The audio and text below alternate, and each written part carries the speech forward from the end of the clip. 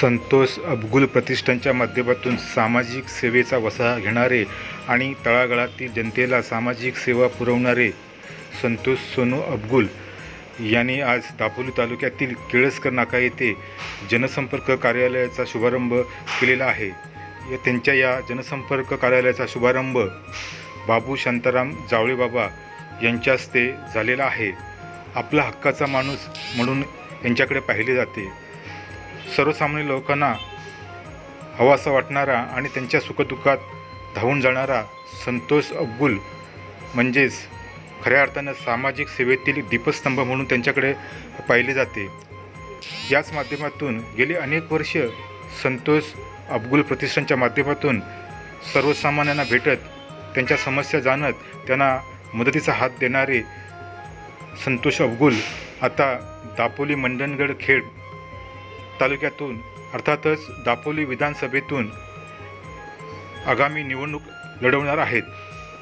या दरम्यान लोकांचे संपर्क वाढावा, जनसंपर्क वाढावा यासाठीच केळसकर नाका येथे जनसंपर्क कार्यालयाचा शुभारंभ आज करण्यात आला।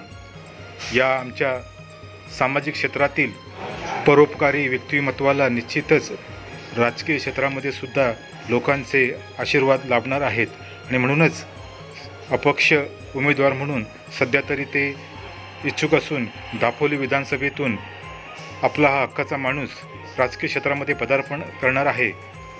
लोकांचा प्रतिसाद त्यांना उत्तमरित्या दिवसेंदिवस मिळत आहे। आगामी विधानसभामध्ये संतोष अबगुल निश्चितच चुरस निर्माण करणार असल्याचे बोलले जात आहे आणि त्यांच्याच या जनसंपर्क कार्यालयाला सुद्धा उद्घाटनाच्या वेळी अनेक मान्यवर मंडळी आणि तळागाळातील लोक महिला उपस्थित होत्या।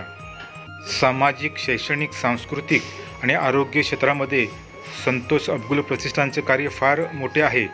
भुकेलेला अन्न देणं, गरजू विद्यार्थ्यांना मदत करणं, दवाखान्यामध्ये आजारी असणाऱ्या रुग्णांची मदत करणं अशा अनेक प्रकारची सेवा या प्रतिष्ठाने बजावलेली आहे। यामध्ये प्रामुख्याने संतोष अबगुल यांचे योगदान फार मोठे आहे। त्यांची कामगिरीसुद्धा उल्लेखनीय आहे। या कामगिरीचा लेखाजोखा करणे फार कठीण आहे। असा आपला हक्काचा माणूस आता राजकीय क्षेत्राकडे वळत आहे आणि या त्यांच्या पदार्पणाला तुम्हा सर्वांचे आशीर्वाद त्यांच्या पाठीशी असणं फार गरजेचं आहे। आपला माणूस म्हणून संतोष अबगुल यांच्याकडे आदरानं पाहिलं जातं। आपला हक्काचा माणूस जर विधानसभेत गेला तर निश्चितच विकासाला गती येईल आणि तळागाळातील लोकांच्या कार्याकडे, त्यांच्या जीवनचरित्राकडे लक्ष देणारा आपला माणूस म्हणजेच संतोष अबगुल असे आता सर्वांच्या मुखातून बोलले जात आहे।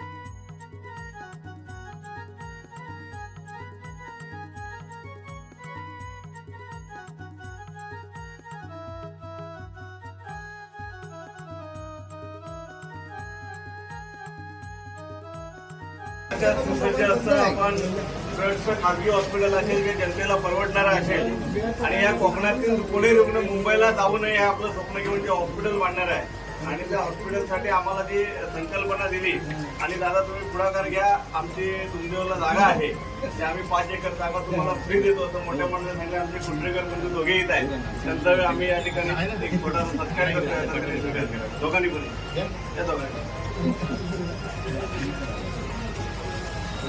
या मात्र